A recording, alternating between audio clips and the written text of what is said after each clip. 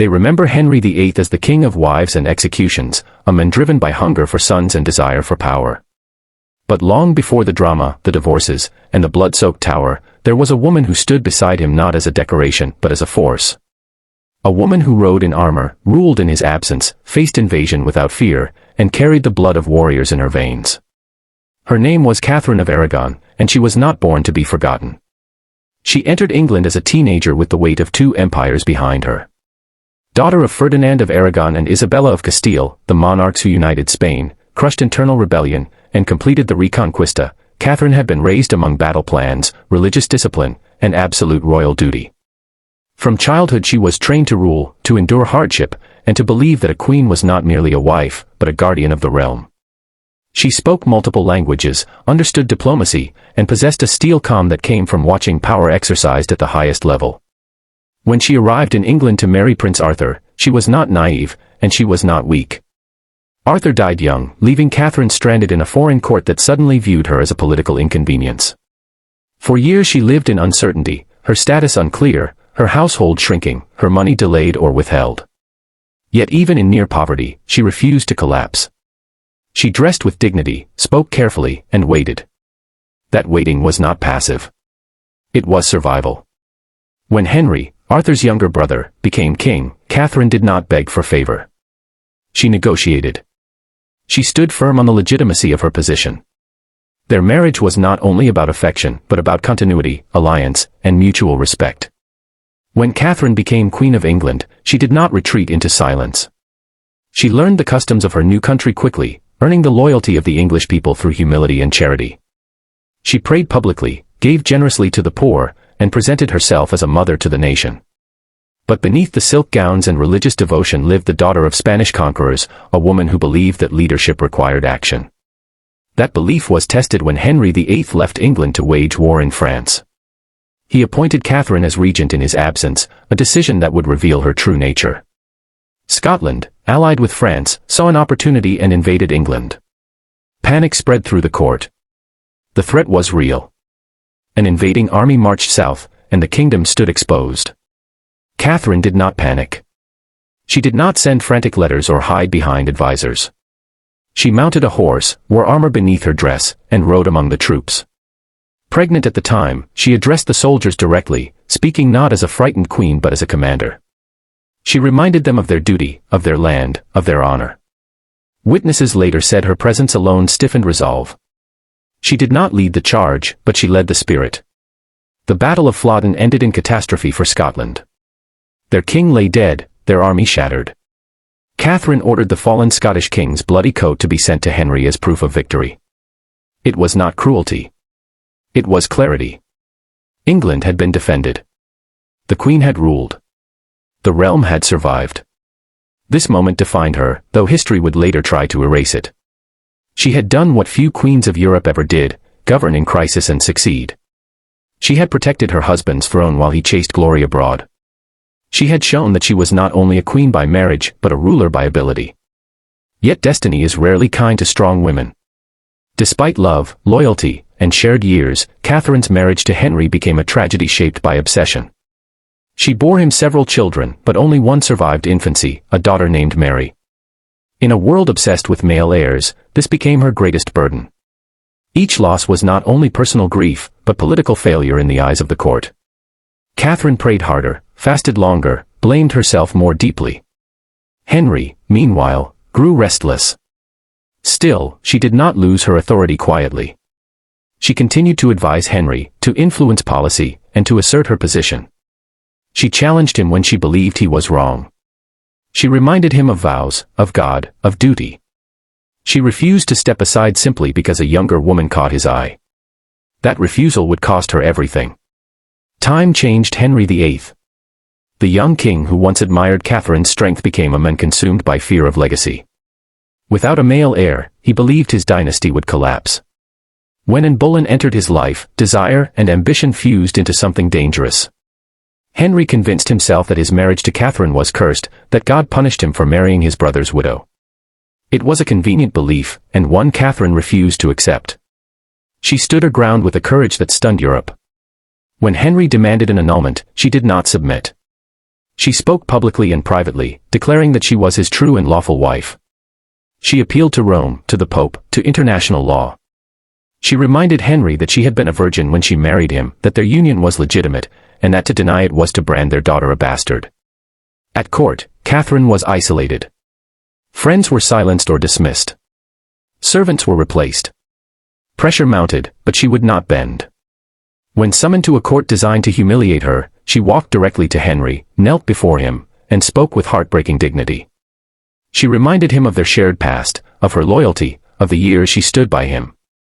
Then she walked out, refusing to acknowledge the authority of a court she believed unjust. It was one of the bravest acts of defiance ever performed by a queen. Henry responded not with mercy, but with revolution. He broke England from the Catholic Church, declared himself supreme head, and erased Catherine's title. She was no longer queen, only Princess Dowager, a name meant to diminish her. She was banished from court, separated from her daughter, and moved from one cold, unhealthy residence to another. Even then, Catherine refused to surrender her identity. She signed every letter as Queen. She dressed in black, not as mourning, but as protest. She continued to pray for Henry's soul, not out of weakness, but out of faith. Her health deteriorated, but her will did not. She died alone, far from power, far from her child. Yet in her final letter to Henry, she did not curse him. She forgave him. She prayed for him. It was an act of spiritual strength that contrasted sharply with his cruelty. When her heart was examined after death, it was said to be blackened. Some whispered poison. Others said grief alone had consumed it. History, written by victors and kings, tried to reduce Catherine of Aragon to a discarded wife. But the truth remains harder to erase. She was a warrior queen in an age that feared powerful women. She defended a kingdom, governed with wisdom, and resisted a tyrant without raising a sword. Her strength was not loud, but unbreakable. Her daughter Mary would later take the throne, proving that Catherine's blood, faith, and resolve had not vanished. In that sense, Catherine won a victory Henry never understood. Not the victory of armies, but the victory of endurance. Henry VIII is remembered for power. Catherine of Aragon should be remembered for courage. After Catherine was stripped of her crown, England changed its face, but she did not change her soul. Removed from court and sent away like a threat that needed distance, she was placed in a series of damp, isolated houses, each one colder than the last. These were not royal palaces but quiet confinements, carefully chosen to keep her weak, lonely, and out of sight. The message was clear: she was to disappear slowly, without noise, without resistance. Yet even in isolation, Catherine remained unyielding. Her greatest pain was not the loss of titles or luxury. It was the forced separation from her daughter, Mary. Mother and child were forbidden to see one another, forbidden even to exchange letters freely. Catherine begged only for this mercy, not for restoration, not for power, but for the right to hold her child again. Henry refused. He believed distance would break her spirit. Instead, it sharpened it. Catherine spent her days praying, fasting, and writing. She wrote to foreign courts, to the Pope, to anyone who might listen. Her letters were calm, controlled, and dignified, never hysterical, never desperate. She did not argue like a discarded woman, she argued like a queen defending law, marriage, and truth. Even those who disagreed with her could not deny her composure. She became a symbol across Europe, a living reminder of what happened when a king's desire overpowered justice. Anne Boleyn, now queen, feared Catherine more than any enemy. As long as Catherine lived and called herself queen, Anne's position felt fragile. She pushed Henry to be harsher, to silence Catherine completely. Servants loyal to Catherine were dismissed. Her household was reduced. Her health declined rapidly under stress, cold, and neglect. Still, she dressed as a queen. Still, she refused to acknowledge Anne's authority. Still, she signed her name with quiet defiance. As her body weakened, her faith strengthened. Catherine believed deeply that history would judge her truthfully, even if her present was cruel. She did not shout. She did not plot revenge. Her resistance was moral, not violent. In an age where power was enforced through fear, Catherine used endurance as her weapon. Henry, meanwhile, began to unravel. His long-desired son from Anne Boleyn did not survive. Court politics turned savage. And herself fell from favor and would eventually meet the executioner. Yet even as Henry married again and again, Catherine's shadow never left him. She represented the marriage he could not fully erase, the vow he broke not with honesty but with force. In the final months of her life, Catherine knew death was near. She asked only for two things, the right to see her daughter and to be buried as queen. Neither request was granted. She faced the end with calm courage, writing one last letter to Henry. It was not a letter of rage. It was a letter of forgiveness. She called him her husband. She prayed for his soul. She asked him to care for Mary.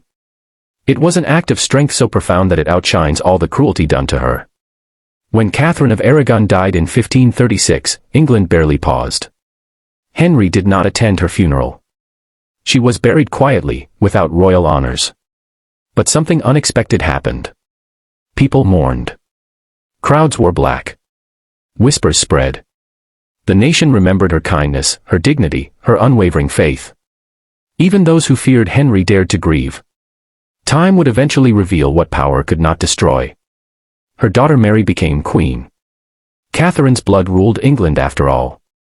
Mary carried her mother's faith, her pride, and her fierce sense of legitimacy. In that moment, Catherine's endurance became victory.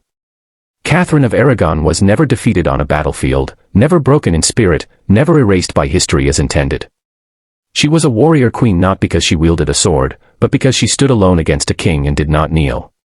Her legacy is not written in executions or monuments, but in the rare courage to remain true when the world demands surrender.